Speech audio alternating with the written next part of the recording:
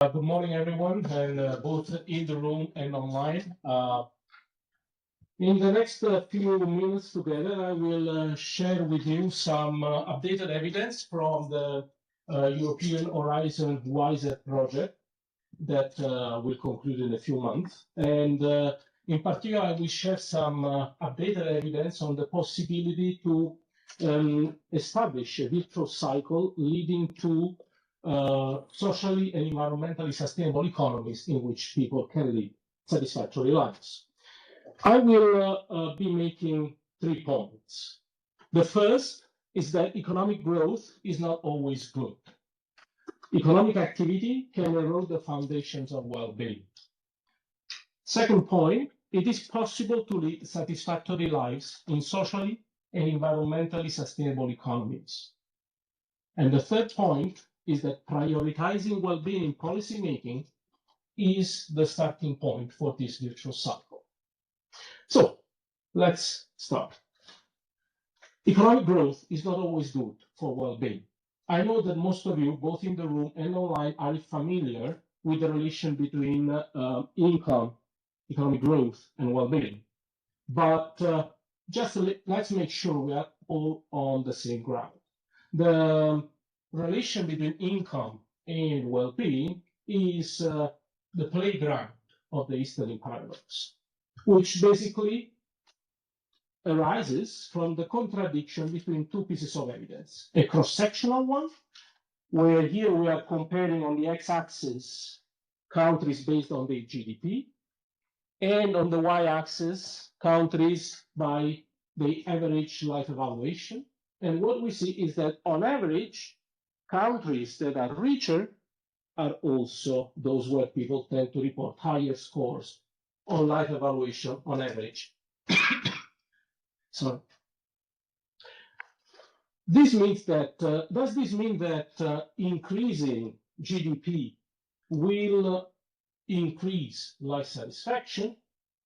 Now this question is not about cross-section, it's about change over time within countries. And the answer is that on average, no, it does not. In the long run, there is no positive statistically, there is no statistically significant association between economic growth and well-being. Or if there is, the magnitude is so small to be negligible. And here you see it represented on this chart, where now on the y-axis, we have the average yearly GDP per capita growth in the long run between 2007 and 2023. So to the right of the zero, we have countries where the economy is growing, and to the left of the zero, we have economies where GDP is decreasing over time. And then on the y-axis, we have changes in life evaluation, again between 2007 and 2023. Above the zero, life evaluation is increasing. Below the zero, life evaluation is decreasing. And what we see is basically a cloud of countries showing that this relation is on average mean or very weak. In particular, there is this cloud of brown dots that concentrate along the zero line for the y-axis. And these are countries that experience economic growth, but very modest changes, both positive or negative, in terms of life evaluation. Most interesting, however, is that there are also other countries, and here you see those with the green dots, that, however, experience growth of their GDP, and at the same time, they experience also improvement in their life evaluation. These are countries where the Easterlin paradox does not apply. At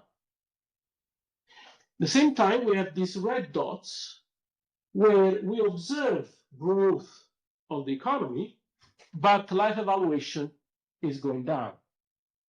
So these are extreme examples of the Easterlin paradox. What this evidence suggests is that the Easterlin paradox holds on average, but who of you resides in the average country?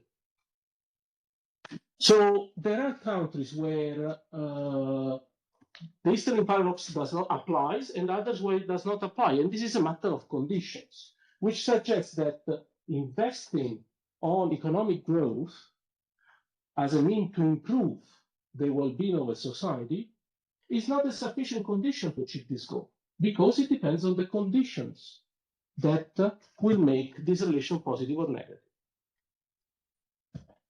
In fact, economic activity, that is how we organize the production processes, our relationships with each other and with the environment, the institutions that we put in place to organize this production process, can erode the foundations of well-being. In 2008, John Halliwell already warned that the quality of economic development matters, that the promoting economic growth was not a sufficient condition to ensure good lives for all. And before him, already Ravalion in 1997, speaking about economic growth, commented that growth per se can be jobless, ruthless, voiceless, rootless, and futureless.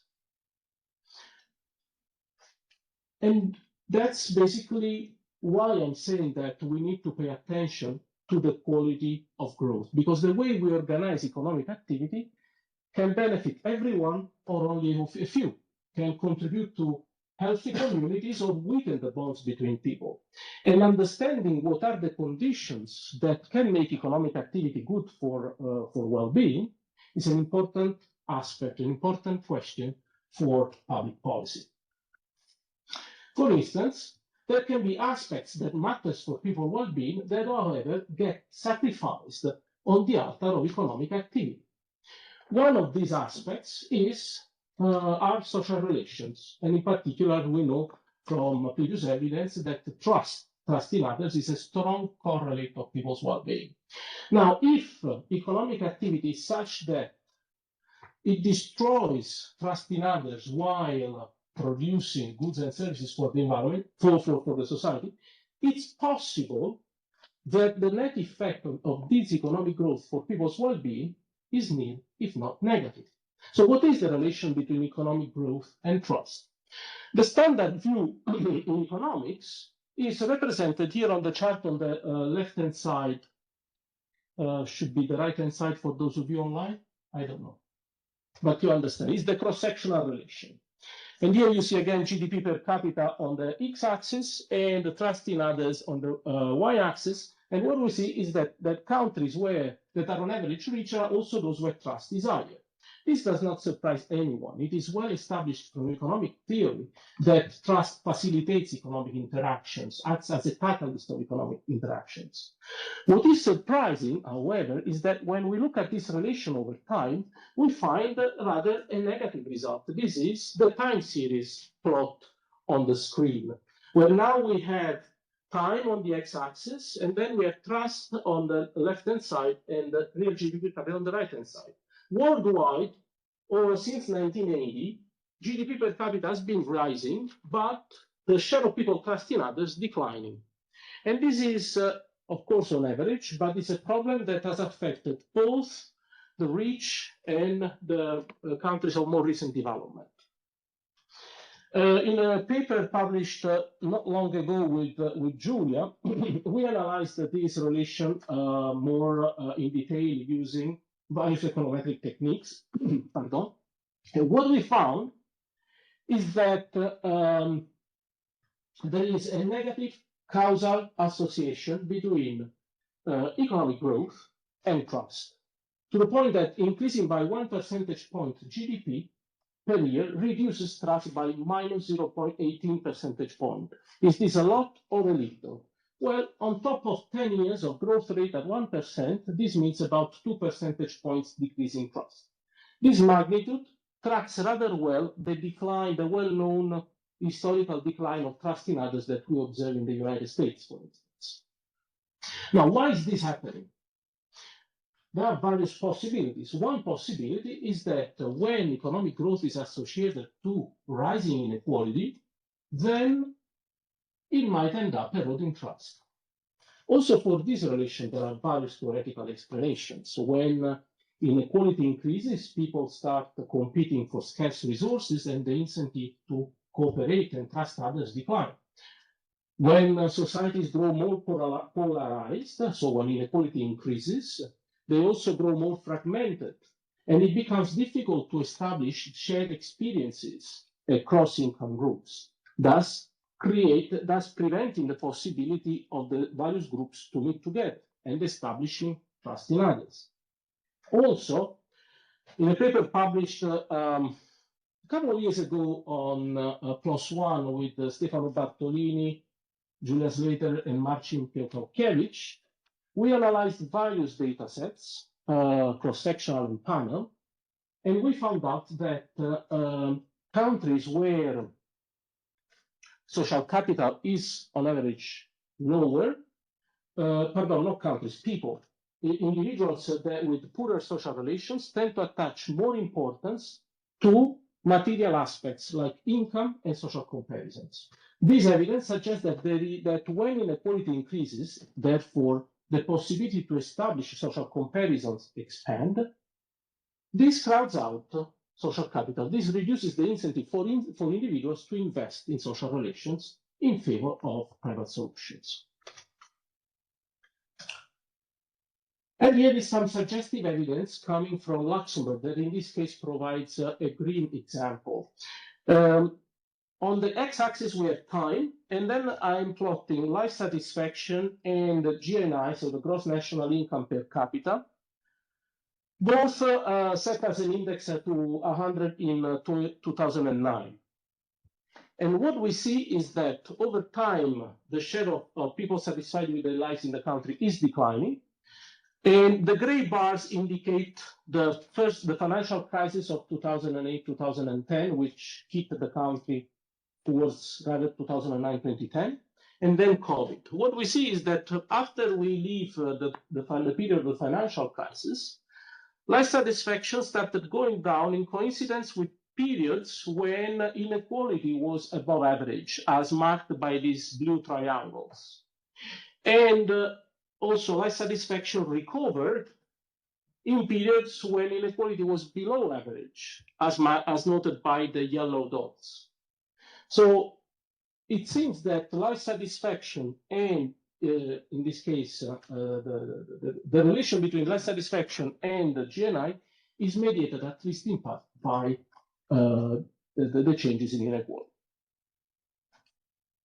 So far, I've been stressing the role of social capital, trust in particular, and inequality in moderating the relation between economic growth and well-being. But the literature has also paid attention to other mechanisms. Unfortunately, this literature is still not very much developed, but I hope that by repeating it, I will finally find someone who will bring this agenda forward. So already Easterling in 2013 documented that full employment and generous and comprehensive social safety net increase happiness. Oishi and Kesebir already pointed out to the role of inequality. And with Kelsey, in a paper published a few years ago, we also discussed the role of trust and social expenditures. So just to say that there are many mechanisms that can actually make or explain why economic growth can or cannot correlate with rising well-being. The point that I'm trying to make is that here, this suggests that economic growth per se is not a sufficient condition to increase human well-being. It depends on the conditions through which we make it happen. And this brings me to the second part of my presentation. So is it possible to lead satisfactory lives in socially and environmentally sustainable economies? This is the subject of a narrative that we, as this is a collective effort, labeled neo-humanism, which is a narrative that gathers evidence from various fields and from various disciplines, various studies, showing that it is possible to promote socially and environmentally sustainable economies if we prioritize well-being in decision-making. In particular, for instance, if we promote social relations as a way to improve well-being directly, we can start a virtuous cycle that would lead to environmental and social benefits, will improve environmental and social conditions. Living in greener and more sociable environments would make people happier, and happier people tend to have desirable features, like they tend to live longer in healthier lives, but they're also more productive. So living longer and healthier life could benefit the sustainability of public budgets in aging societies. And the fact that happier workers are more productive means that we can free resources to finance policies for well-being. We could use the productivity gains to finance the policies for well-being. This will likely result in economies that grow very little, near zero, but economies that are delivering good life and that are socially and environmentally sustainable. So what do we need more than this? In the next few slides, I will show the specific contributions that the WISER project lend to this big scheme of things. And specifically, I will focus on the relationship between consumption and well-being, which basically show the first part of this block, how promoting well-being would benefit the environment. Then I will move to the relation between productivity and well-being. I will show some first estimates of defensive consumption, and finally introduce well-being productivity. In order to guide you through the various pieces of this circle that I will be discussing, I've included these visual aids. For those online, are these like hills with tree and sun, people like having good time together, and this light bulb here on the right-hand side. So when you see these visual aids, you should be able to understand to which part of this circle I am referring to. So let's start with the first part, well-being in relations and conspicuous consumption. This is one of the results from a recent paper with Feng Wu, using HILDA data, which is a very good panel data set with detailed information on social relations and on various forms of consumption. What we found is that the well-being of lonely people is positively associated and significantly associated with conspicuous consumption. So here the lonely people are those marked with the 0 on the x-axis. And this is the effect of well-being on conspicuous consumption. What we see is that for people that are not lonely, so those with 1, the relation between well-being and conspicuous consumption is not different from 0. This is just one piece of evidence suggesting that the relation increasing well-being by promoting social relations does not necessarily lead to increasing conspicuous consumption, which is an important engine of consumption. Second point, by promoting greener and social and more sociable environment, people tend to live happier lives. We know there is a large literature on pro-environmental and pro-social behaviors. You see them on the two sides of the screen, and they are positively associated with subjective well-being. On the on your right-hand side, you see the result by Capstick and colleague published in 2022, where they analyzed the association between a large number of pro-environmental behaviors and subjective well-being, 2 different measures of subjective well-being in different countries, both rich and both developed and less developed. And what they found is that on average, invariably, they find that pro-environmental behaviors like doing something for the environment, reducing the time of your shower, preferring products that minimize packaging, are all systematically associated with increasing subjective well-being. Now, I know that in this literature on the relation between pro-environmental behavior and subjective well-being, there are a lot of mixed results, partly due to how we measure one and how we measure the other, and the experimental setting, and the limited generalizability of this result. This is why here I can only show, I'm showing CAPSTIC. This is, to my knowledge, one of the best and more comprehensive studies on this relation over also across various across countries at various stages of development. On the left-hand side of the screen, you see another result where, in this case, this is the result of an experiment run with school children, where they have been randomly assigned to doing something for others. And these others are someone with the same social demographic background as them, or someone with a dissimilar social demographic background. Basically, they took the kids and they randomly assigned them to do packaging of goods for these two groups of people or not doing it. And what they found is that the kids that were doing the volunteering systematically reported higher well-being than the others. And most interesting, there was no really statistically significant difference in happiness between those that packaged something for a similar recipient or a dissimilar recipient, suggesting that it's just doing something for others that matters for individual well-being. On the other hand, living in more sociable and greener societies contributes to well-being, as we've seen, and happier people have desirable features.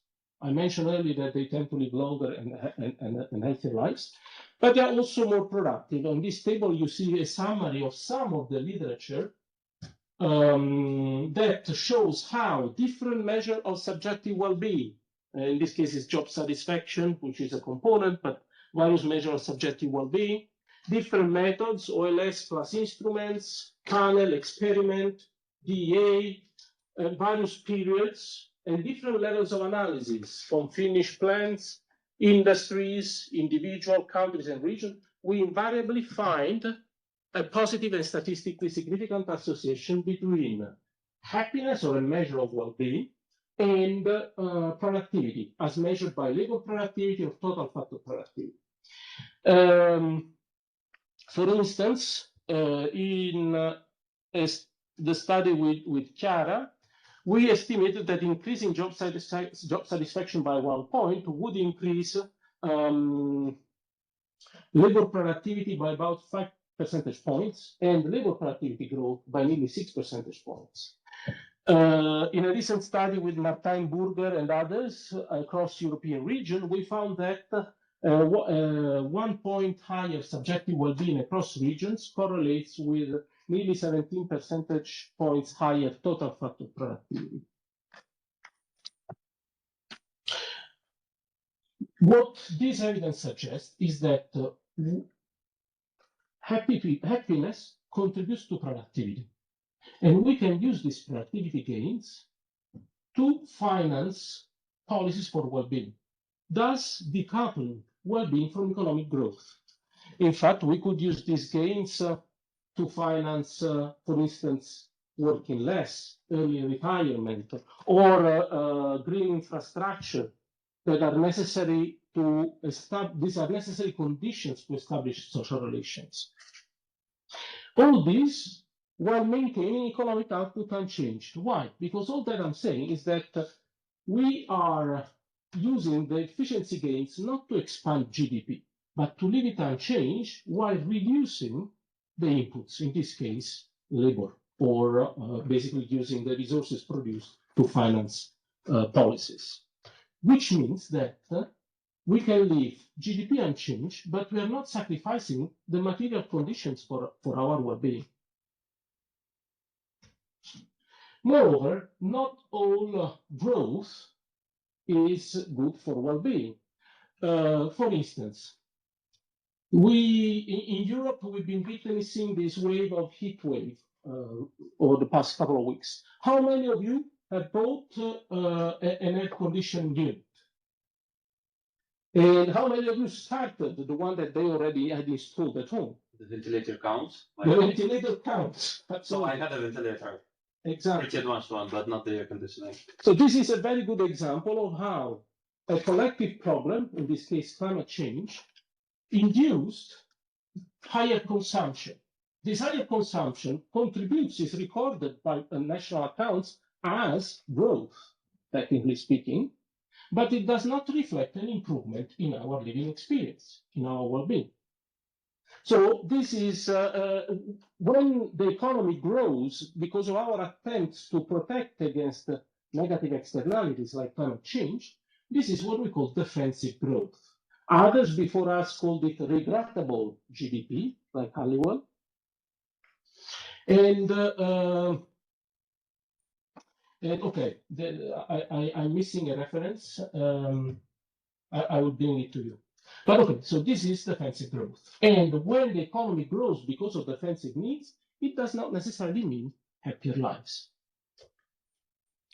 How much is defensive consumption and defensive growth in modern societies? This has been a question that I've been asked since I started working in this field about 15 years ago. And recently, in a paper that I'm happy to announce has been published 2 days ago in Ecological Economics, yay! We provided some first estimates of the value of how much environmental and social degradation are worth in our economies. So in this case, the charts shows that consumption needed to maintain well-being unchanged, given the observed changes in the beds. And here we have a set of social and environmental beds. We have increasing inequality, no pro-social behaviors, mistrust, distress, and then we have two measures of environmental degradation, which is increasing temperatures and PM 2.5 as a measure of environmental pollution. And what we find in the case of the United States is that the average American per year would have to spend the equivalent of nearly $6,000 in order to maintain their well-being unchanged in presence of the observed increases in these beds. $16,000 is the equivalent to nearly 11% of the average per capita consumption in the United States. So about a tenth of the worth of environmental and social degradation in American economy is equivalent, is about a tenth, is worth about a tenth of individual consumption. If we then look instead at the worth in terms of GDP, we find that it's about 26% the worth of the worth of compensatory income that would be necessary that Americans would have to receive in order to maintain their well-being unchanged in front of the observed environmental and social degradation. This means that if we manage to get rid of these observed negative externalities, our economy would likely be smaller and would probably grow less, but this would not mean that our well-being would suffer. So an economy liberated from defensive growth, from defensive consumption, would be an economy that grows less, but that is better able to deliver quality of life. This suggests, again, that we should not really, or should not only focus on how much the economy grows, but also on how well we are transforming what we have into well-being. And this leads me to well-being efficiency, which is a concept I developed together with Kelsey O'Connor and Nikos Rigas. And what well-being efficiency suggests, well, it's a measure that wants to complement traditional measure of well-being by putting the emphasis not just on how much subjective well-being we manage to achieve in a country, but also on how well we are using the resources we have to achieve subjective well-being. So well-being efficiency summarizes how 6 inputs: GDP, healthy life years, social support, generosity, freedom of choice, and low and lack of corruption transform into life satisfaction.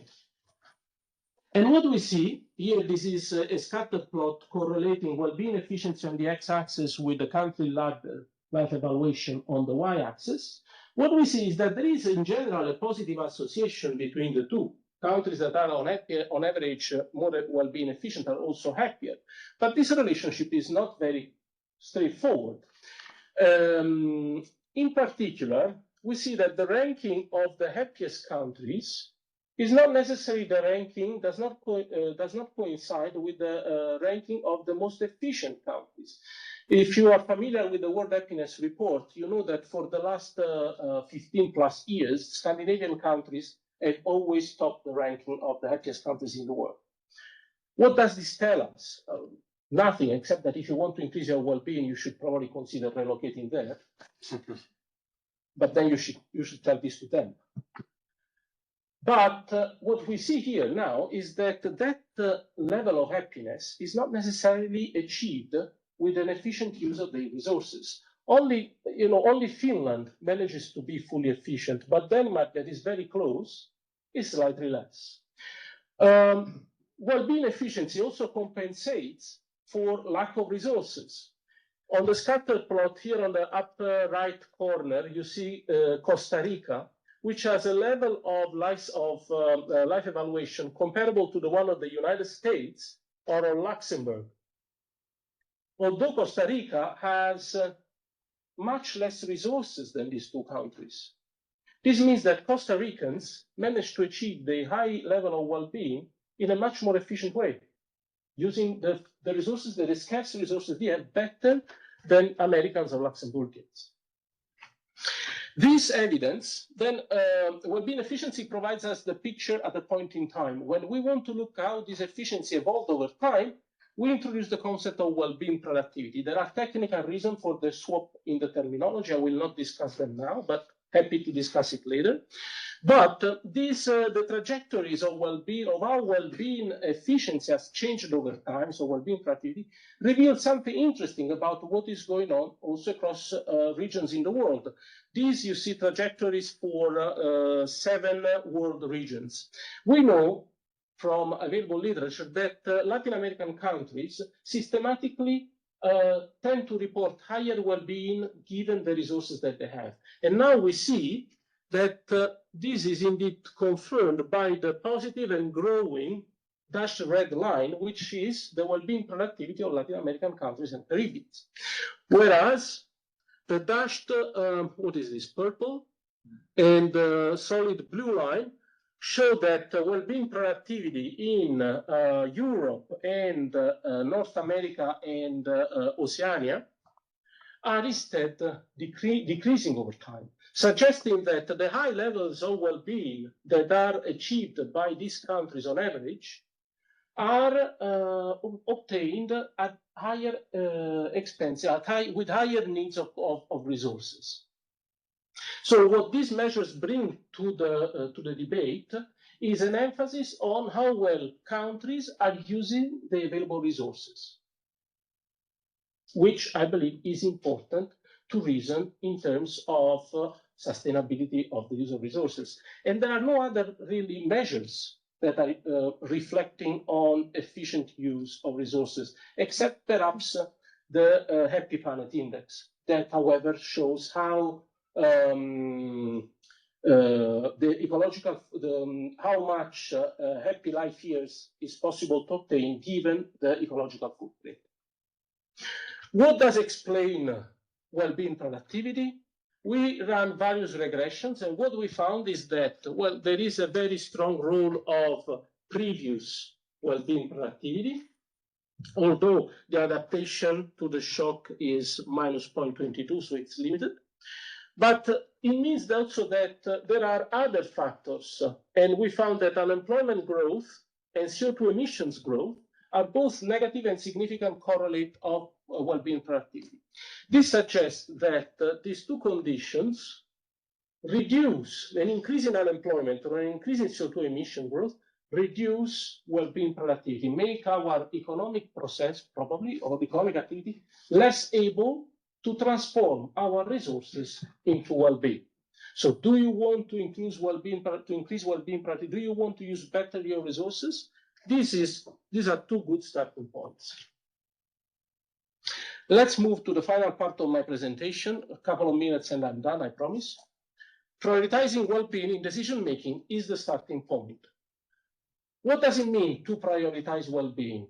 What do we do differently? It means that now, rather than wondering which policies we need to adopt to promote growth, hoping that its benefits will eventually trickle down on people's well-being, we start targeting policies that positively and directly affect individual well-being. For instance, policies to reduce inequalities are useful because they weaken social comparisons and protect social capital. And as we've seen at the beginning of our virtuous cycle, this would facilitate solving collective problems together, would reduce consumption and benefit well-being and the environment. So progressive taxation, minimum wages, universal basic services, these are all policies that go in that direction. Invest in social relations. Why? Because social relations are one of the strongest and clearest correlates of individual well-being. And also they facilitate cooperation to address collective problems. How can we do that? Well, we cannot by law increase in social capital, of course, but we can invest in the conditions that facilitate the creation of social relations. Invest in safe and walkable public spaces where you can go without the fear of being killed by a car. Promote public transport that is of good quality and inclusive. In UK, social prescribing has been, it's a long story. I will skip this for the sake of time.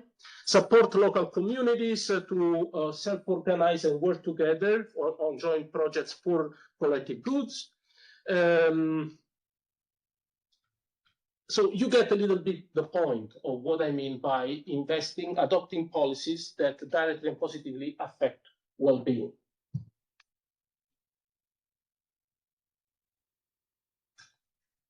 With these policies, we can then kickstart a positive virtuous cycle of neo-humanism that would lead to that by favoring social capital would increase cooperation and reduce social comparison.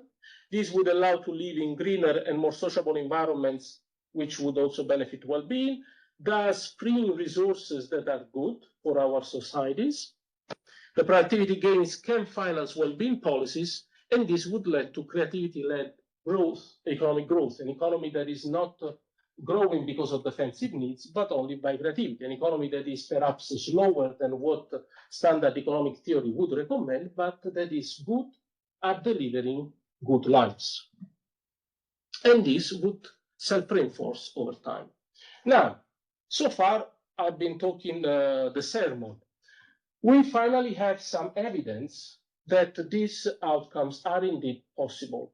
Simone D'Alessandro and colleagues from the University of Pisa have performed some simulation showing how the economy would evolve, how societies would evolve under various scenarios. And I need to read them because I don't remember them by heart, so apologies.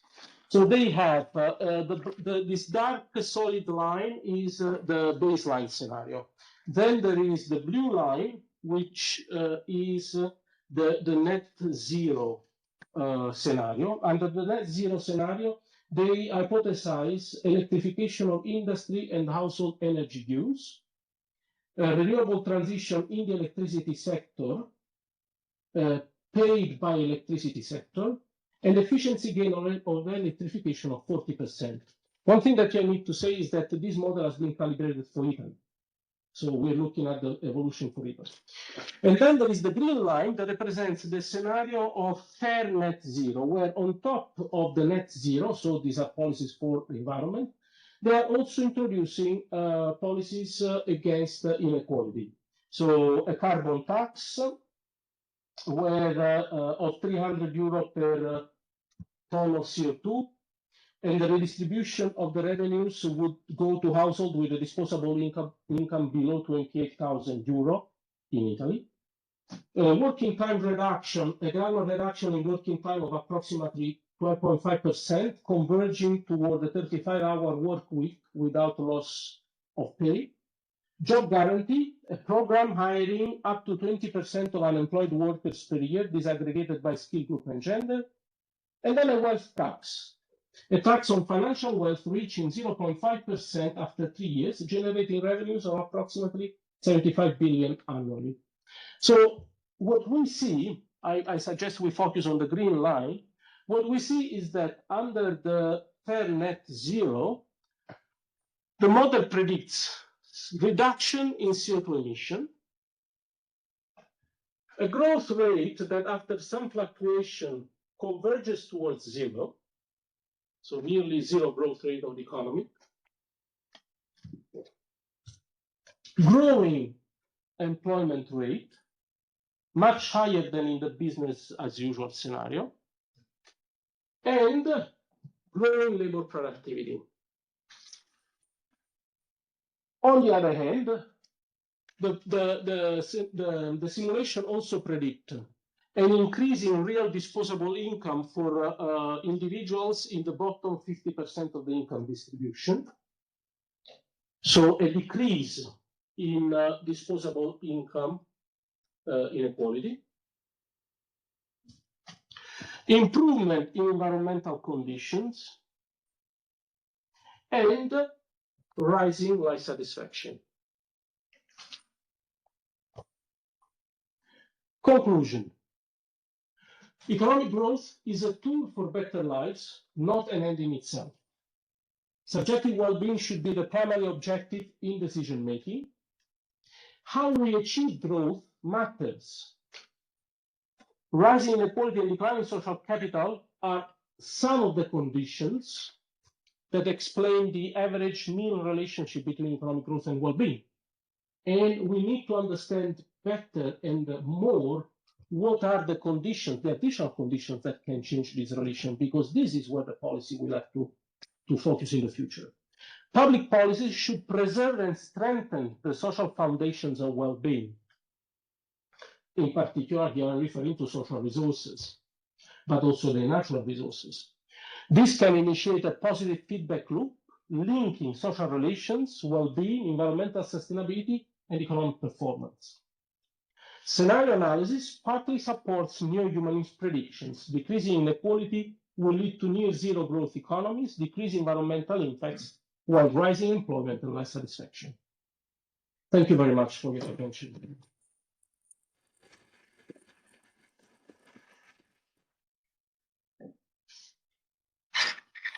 I'm sorry, I need to drink. Yeah. You give me some claps online. I can ask you a question. Yes. To start. One of the things that we've talked about is whether or not policymakers are likely to take this on, or the public. And so I'm wondering if you have any hopes or dreams for us in that regard. Do you think policymakers are likely to take this on? What do we need to do? And then you might contrast this with alternative approaches like degrowth or green growth. And so maybe this has a different narrative which could help us achieve some change. Yeah, great questions. Especially policymakers in Western countries are trapped into very short-term horizons, and they reduce their horizon. All their problem is to be re-elected at the next election, which is understandable. The problem is that we are observing a huge turnover. Look, for instance, what is happening in the United Kingdom. They'll be changing a prime minister every 1 or 2 years. Italy, France, they are all facing huge instability. And I think that's because more and more the politicians are trying to second the value of the people rather than trying to steer the boat in a desirable direction, even adopting policies that would produce results in the long run, not in the short term. This is the big problem, that protecting the environment, the society, promoting well-being require policies that may provide outcome, but in the medium term, not in the short term. And this means that you need courageous reforms that are holistic, comprehensive. Adopting just one policy will likely backfire. So if you want to go down this road, you need to embrace a program that establishes where you want to go, in how much time, and with which means and resources, not just one single policy. That said, I believe that policymakers also need a narrative of this project, and this narrative has to be shared with the people. So for me, speaking about neo-humanism is a means to provide both the demand and the supply of policies with the necessary means to come up on a shared understanding of where this society wants to go, how, with which means, and the role of the scientific community would be to provide evidence in support of this direction. This was the first part of the question. The second one was, pardon? You just partially covered it, contrasting the narrative. Degrowth.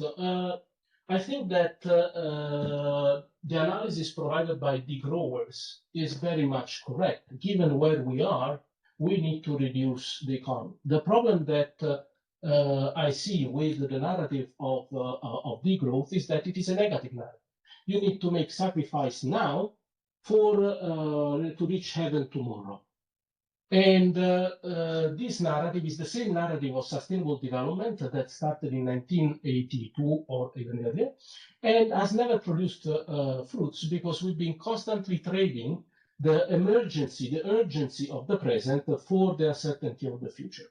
We can no longer afford this because we have reached a situation where climate change is there.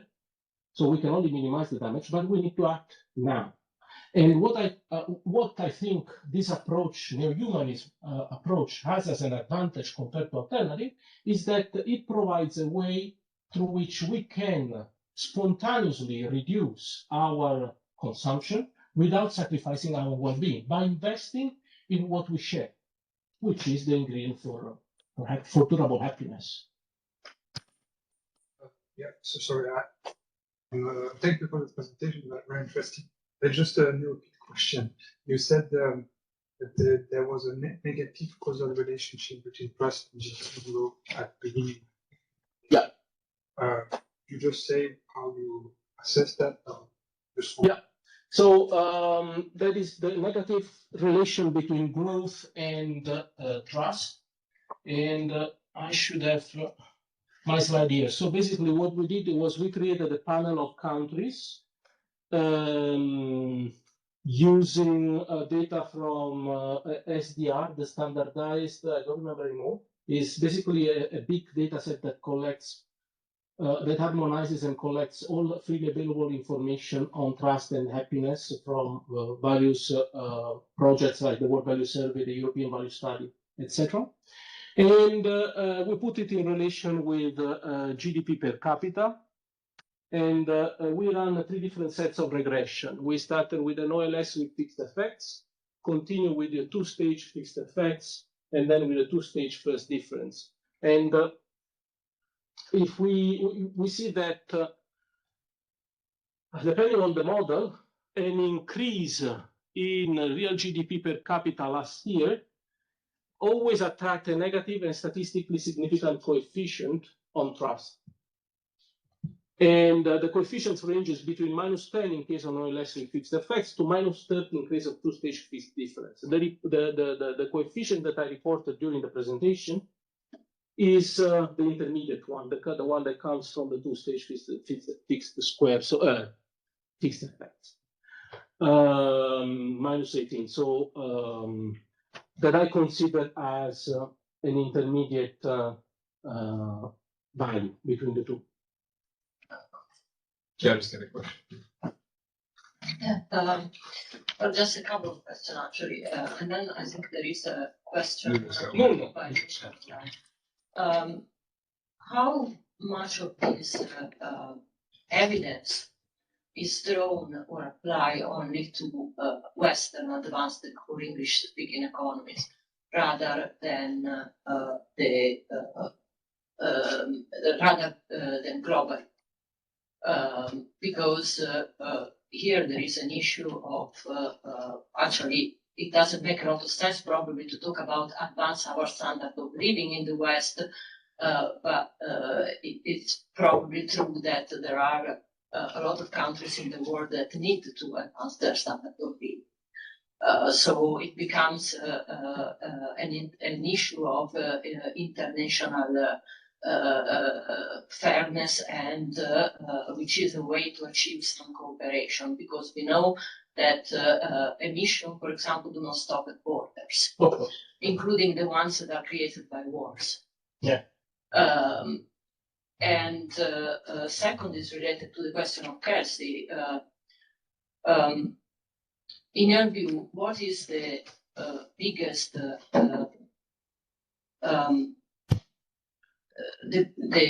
the biggest problem to going to the world that you described? Basically takes it doesn't take, I'm afraid, only individual actions. It takes political coordinated action. And right now, at least in Europe, while we are baking at 40 degrees, we do not talk about anymore about next gen, we do not talk anymore about green growth, we talk only about rearmament and AI and deregulation in a totally uncritical manner. Mhm. So what is, in your view, this is an obstacle to this program. What is your view about this? Yeah. Let's start from the first question, which is, yes, the evidence. This evidence comes largely from the global north. Does it apply to the global south? Perhaps. So, of course, countries that are further down in the income distribution might benefit from expanding their level of material wealth. However, the study from Kelsey and Professor Easterlin shows that the Easterlin paradox holds also in developing countries. And this does not mean that developing countries should not invest in growth to improve their well-being. It means that also for them holds the narrative that they need to pay attention to the conditions. Accelerating on growth at any cost will destroy any country. Look at what is happening in various cities of India, where industrialization has made the air unbreathable. Or think about the coast of Bangladesh, covered in trash from the global north. So the conditions for growth matter. Also there. But I agree that they would probably be the best one that would get the most well-being out of an increase in the material wealth. There was one point I wanted to add to this, it evades me.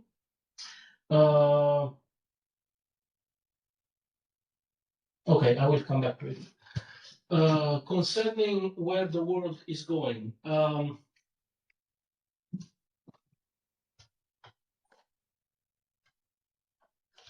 I keep asking, what is the alternative? At least we are providing an alternative narrative, an alternative viewpoint to a scenario of closing ourselves in our little yards, protecting our own little lives, and trying to build higher and higher walls to keep others outside. Because that would be a world of everyone for himself, trying to kick out all the others. And I believe that that would lead to a war of one against each other. As long as possible, we should try to believe that an alternative is possible, that we can provide evidence to support that alternative vision and spread the word. I still believe that in the end, it's individuals who decide. Individuals vote, and politicians should follow. And all that I can do is try to provide arguments for the two sides to come together and cooperate. I think that the future of this world is cooperation. If we keep going on in competition, we will kill each other. Two questions. Let's go to Nuno. Can we have economic growth and starting reducing inequalities? Can well-being policies help increase economic growth? Do we have empirical evidence that can answer to these questions? Hi, Nuno. I think that the scenario that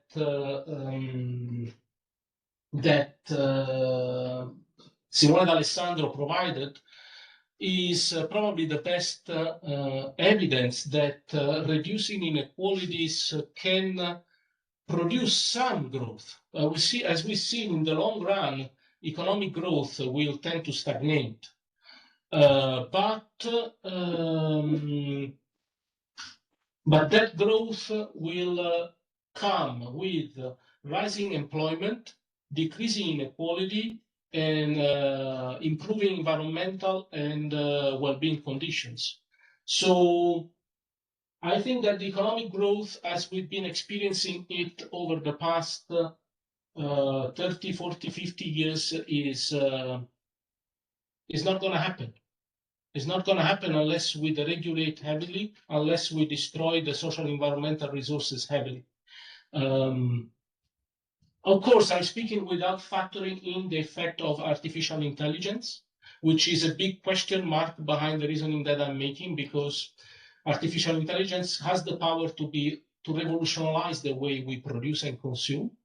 It could bring production cost down to zero, and therefore virtually making goods for free. Or it could create huge empires that enslave the majority of people. So where this is going, I don't know. However, thanks for this question, because I also remember the second point I wanted to share based on Chiara's question, which is we are also in a situation where these productivity gains from well-being could, for instance, liberate resources that would give space to countries in the global south to increase their level of wealth, while we reduce ours and on balance still protect the environmental balance of the planet.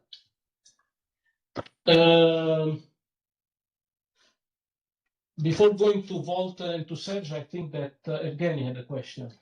Yeah, it's a very general question. And then, yeah, thank you very much for the presentation. I think I'm learning more and more about well-being. It's super interesting. Okay.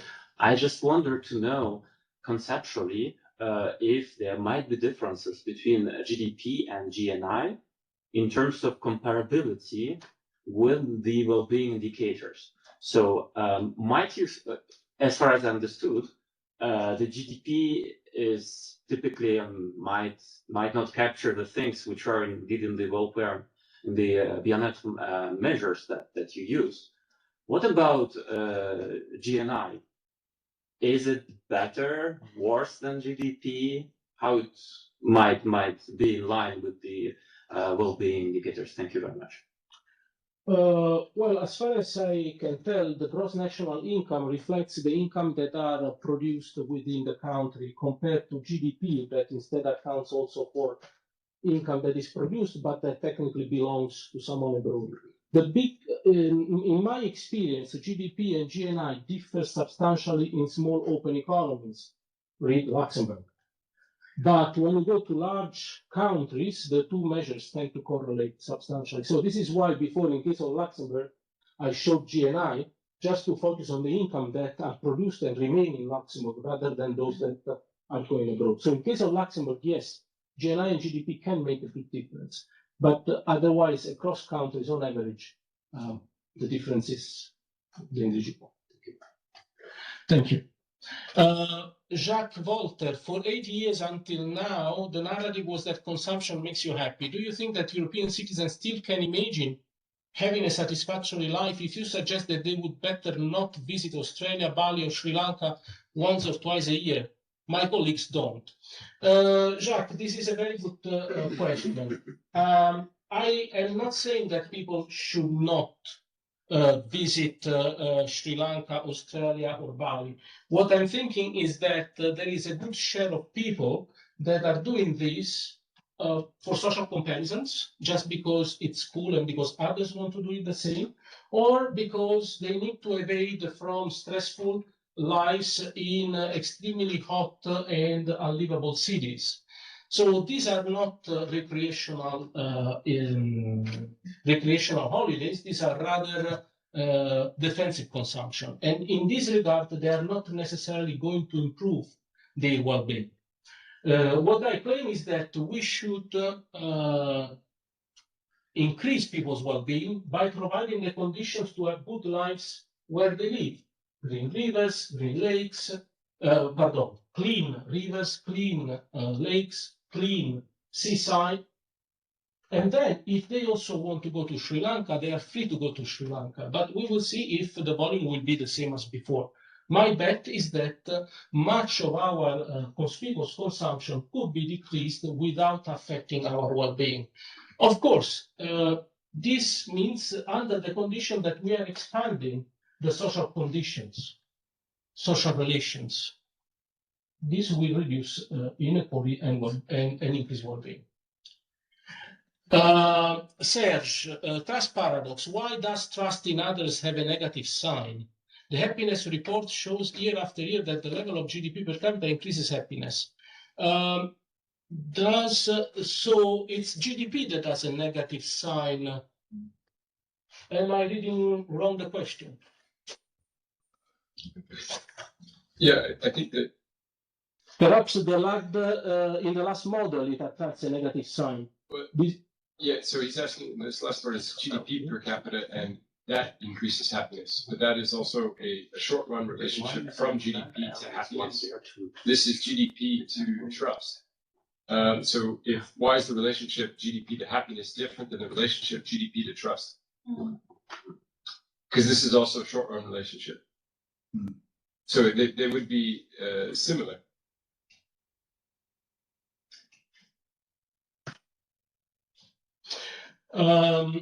I don't get this question, Serge. I'm sorry. Maybe if you come to the office one of these days, we can discuss it in more detail. Apologies. Nuno, the path should be to disseminate politically the concepts of quality of economic growth and well-being productivity. I agree with you. Today, it is very difficult to overcome the growth paradigm, even in large sectors of society. That's why I think these two concepts can be very effective.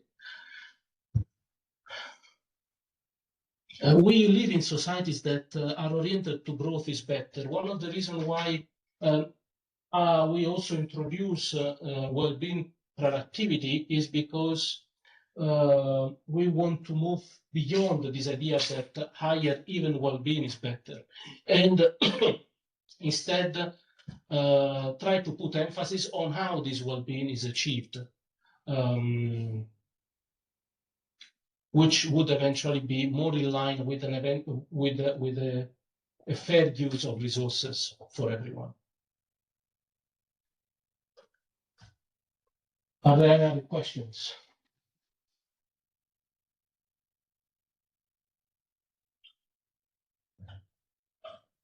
Well, if you do not have questions now, feel free to drop me an email if you have in the future. And in the meantime, I thank you all, both here and online, for staying with us this morning. Thank you.